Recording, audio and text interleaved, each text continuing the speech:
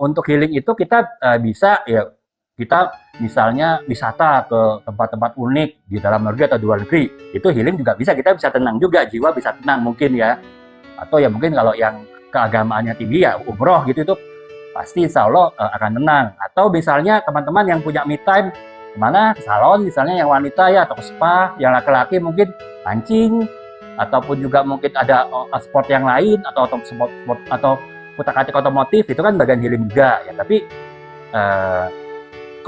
bedanya dengan menulis, untuk melakukan itu semua tentu ya dari sisi biaya pasti ya lumayan ada kan, apalagi kalau kita healingnya dengan wisata ke luar negeri ya pasti biayanya cukup besar, dan kita butuh waktu tertentu, harus cuti dulu atau tunggu liburan kita baru liburan gitu. Nah, kalau keuntungannya kita menulis buku, ya kita bisa nulis kapan aja gitu loh, dan relatif nggak ada biaya karena cuma mencurahkan apa yang kita punya di pikiran kita gitu untuk menulis.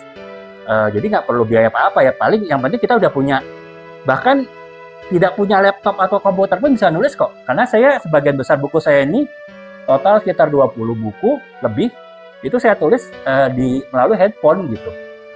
Baru nanti ketika mau editing saya baru lakukan di laptop atau komputer, karena kan editing itu ya biar kelihatan beberapa halaman sekaligus ya, kalau di handphone kan pasti hanya kelihatan satu page gitu. Tapi total menulisnya saya tulis di buku ini gitu. Jadi di handphone ini. Jadi dari mulai cari informasi internet sampai dengan juga saya menulisnya itu melalui handphone gitu, dan ya berarti kan bisa di mana aja gitu ya, tanpa saya berusaha mendikotomi ya bahwa yang lainnya berarti healing yang mahal, healing yang ya istilahnya kurang worth it lah, kurang memerlukan biaya yang sedikit gitu, apa artinya akan memberatkan kita. Ya saya enggak sih, tetap setiap orang punya cara healing sendiri.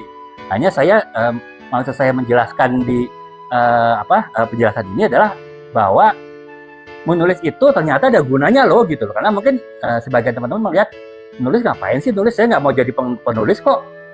Ya paling-paling saya nulis ya terpaksa lah, dalam arti kalau di sekolah ya harus mengerjakan tugas, di kantor harus bikin report gitu, kemudian di organisasi kita harus bikin report juga gitu ya. Saya juga di kantor ya bikin laporan event promosi ya saya pasti bikin gitu. Tapi juga bisa ternyata jadi proses healing gitu.